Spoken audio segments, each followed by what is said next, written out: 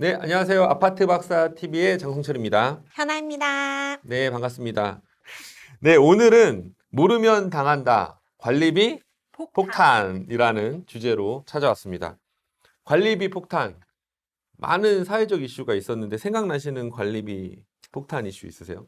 저는 한 2년 전이었던 것 같아요. 겨울에 이제 아이 둘을 키우다 보니까 난방을 제 생각에는 조금 아끼면서 줄여서 한다고 했는데, 그 전년도에 비해서 제 체감으로 한 10만 원 이상 많이 나온 듯한 느낌이 들더라고요. 그렇구나. 예, 네. 그게 굉장히 이슈화가 됐더라고요. 관리비 고지서라고 하죠. 거기 보면 전년도에 같은 달에 나왔던 부과됐던 관리비가 같이 비교가 돼서 나오죠. 맞아요. 그쵸? 그걸 보고 제가 네. 엄청 놀랐던 기억이 있습니다. 네. 지금은 이제 여름인데, 여름에는 냉방비, 그렇죠. 그쵸? 전기료 때문에 문제가 되고요. 그리고 겨울에는 난방비 때문에 또 이제 굉장히 가게가 위축되는데, 가게의 경제가 위축되는데, 요번 여름은 어떨 것 같으십니까? 사실 저희 아이가 어릴 때는 국가에서 지원해주는 이제 전기요금 혜택이 최대 16,000원 정도 혜택이 있었어요. 그쵸. 저도 얼핏 까먹고 있었는데 기억이 났습니다. 뭐 있었어요. 예. 맞아요. 근데 저희 아이 이제 둘째 아이가 5세가 되면서 이제 그런 혜택을 받지 못하고 하니 네. 그 작은 금액 같아도 이제 쌓이면 큰 그쵸. 돈이 되더라고요. 네. 그래서 사실 이번 여름도 굉장히 두렵습니다. 네. 네. 굉장히 이렇게 우리가 가까이 있으면은 체감을 많이 하는 것 같아요. 고지서로 직접 보여지고 매달 우리가 지출이 되면 뭐 10,000원, 20,000원, 30,000원, 심지어 뭐 100,000원 이렇게 올라가는 게 크게 와닿는데 사실 제가 오늘 말씀드릴 관리비 폭탄은 그런 정도의 수준이 아니에요. 대폭탄인가요? 네. 모르면 당한다라는 아. 앞에 주제가 있었잖아요. 지금 모르시는 것 같으니까 언젠가 당할 것 같네요. 당할 수도 있는데 네. 어떤 내용이냐 궁금하시죠? 예. 우리가 장기 수선 계획이라는 게 있어요, 아파트마다. 네. 아파트를 처음에 예, 지어서 분양을 하면 장충 계획이라고 하는 거를 장기 수선 계획을 세우게 되어 있고요. 뭐 10년, 20년, 30년 이렇게 장기적으로 수선 계획을 세우게 되어 있습니다. 이거는 충당금이에요. 충당금. 저희가 알고 있는 장기수선 충당금인 그쵸. 예. 거죠. 매달 그 장기수선 충당금이 관리비 고지서에 보면은 나가고 있어요. 어떤 곳은 뭐 몇만 원, 뭐 2만 원, 3만 원, 어떤 곳은 뭐 4만 원, 5만 원 이렇게 나가고 있는데 이것은 세입자는 책임이 없습니다. 오로지 세대주, 네. 집 주인들만 이거를 내는 거고요. 관리비 부과할 때 같이 부과하기 때문에 이 부분을 세입자가 내기는 해요. 근데 나중에 이사 갈 때 관리사무소에서 받아서 나가셔야 돼요. 안 받아서 나가면 관리소만 나이스. 예, 물론 주게 돼 있습니다. 다 고지하고 예전에는 뭐 이런 부분 안 챙겨주는 걸로 또 문제가 된 적이 있었는데 지금은 다들 또 정보가 많이 이제 공개가 돼서 다 스마트하게 다 챙겨 나가시는데 중요한 거는 이 아파트라는 가장 비싼 소비재, 그쵸? 평생 한번 살 수도 있고 못 살 수도 있는 고가의 소비재인 주택, 그쵸? 공동주택인데 이 아파트를 소비하고 나서 내가 들어올 때 우리 아파트의 장충 계획이 얼마나 잘 세워져 있고 장기 수선 계획에 따라서 수선을 잘하고 있는지를 알 수가 있다 없다? 있다? 어떻게 아시죠? 없을 줄 알았는데 있을 것 같네요. 어떻게 아세요? 사실 제가 아파트 입구에 비치되어 있는 두꺼운 책자를 그쵸. 본 적이 있는 것 같은데요. 사실 책을 겉으로만 봤지 속으로 읽어본 적은 네. 한 번도 없어요. 그게 생각보다 장충금이 얼마쯤 거친다는 걸 알 수 있지만 제때제때 수선을 했는지 이런 거는 구체적으로 입주를 해보지 않으면 알 방법이 별로 없어요.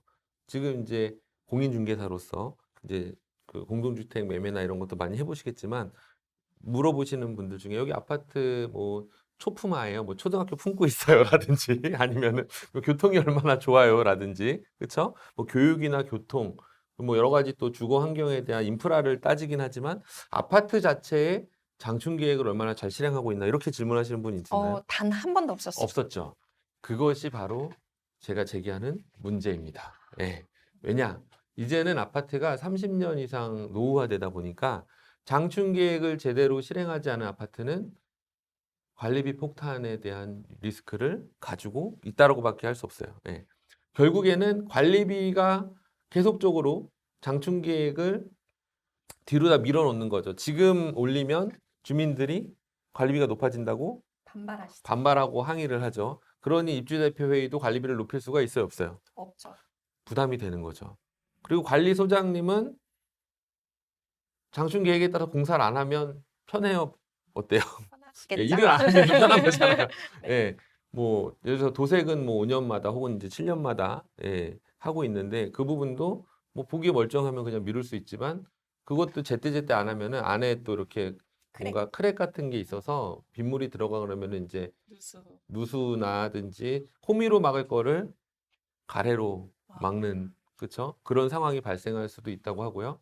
CCTV 같은 것도 사각지대가 많고 이게 여러 가지 이제 보안을 확충하려면 지출을 해야 되는데 그것도 다 장충 계획에 따라서 지급이 돼야 되거든요.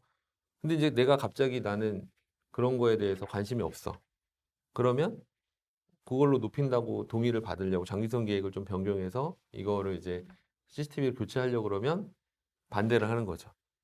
아파트 놀이터 최근에 이제 저희 아파트에서 있었던 일인데 아이들 놀이터가 10년째 흙바닥을 이제 좀 이렇게 뭔가 이렇게 요즘에는 흙이 아니라 약간 그 타이어 재질의 그런 어떤 그 완충제 역할을 하는. 뭐라 그럴까요? 이제 그 흙 없는 그런 놀이터로 예, 바꾸려고 하는데 대세죠.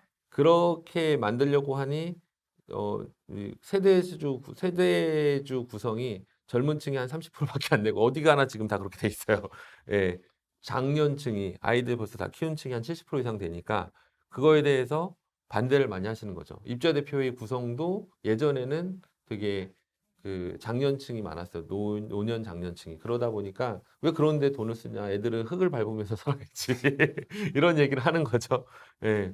사실은 근데 요즘 트렌드는 그 흙 있는 놀이터가 아니거든요. 예. 그래서 트렌드를 따라서 바꾸려고 하지만 장기성 계획을 바꾸지 않으면 또 동의를 못 받으면은 지출을 못 하는 거예요.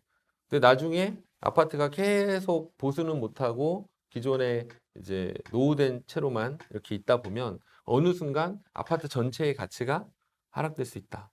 그렇죠? 네. 그리고 더 무서운 것은 어느 순간에 입주를 해왔는데 엘리베이터가 고장 난다거나 누수가 돼서 대대적인 배관 공사를 해야 된다거나 이러면 당장에 생활을 해야 되니까 돈을 걷어야 될 거잖아요. 그렇죠. 그러면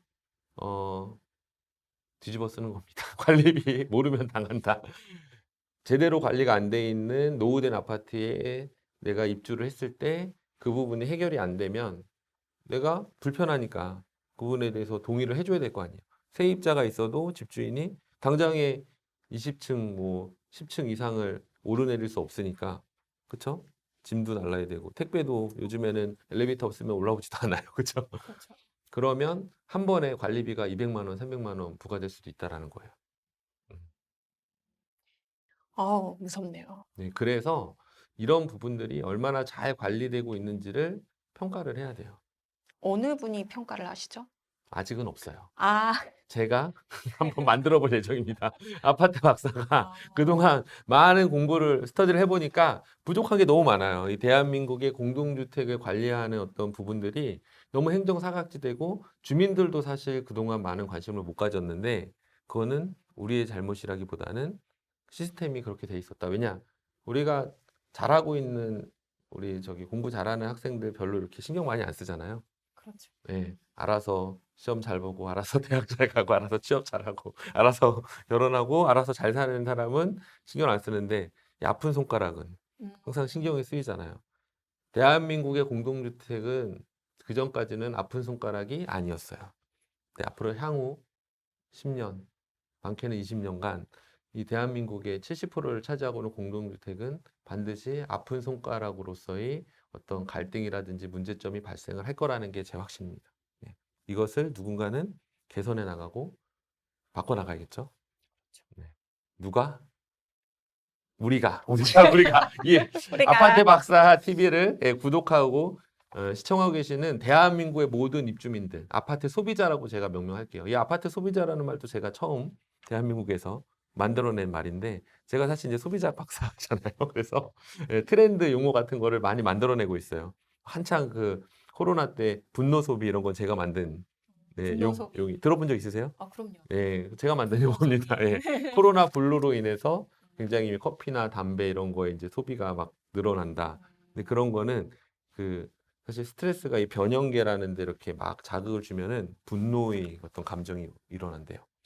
그래서 그 코로나 때 술집도 닫고 막 커피숍도 많이 닫는데도 커피나 담배, 술 소비가 굉장히 늘어났었어요. 그걸 제가 이제 분석을 해본 결과 아 이거는 분노 소비라고밖에 분노 소비라고 말할 수 있다 해가지고 이제 찾아보시면 나옵니다. 제가 이제 학교 있을 때 분노 소비. 예, 인터뷰했던 내용들이 나오는데 어쨌든 이 아파트 소비자라는 용어도 조금 활성화가 됐으면 좋겠어요. 우리가 아파트를 소비재로 보고 제대로 서비스를 받고 있는지, 제대로 아파트가 관리되고 있는지를 누가 평가해야 된다?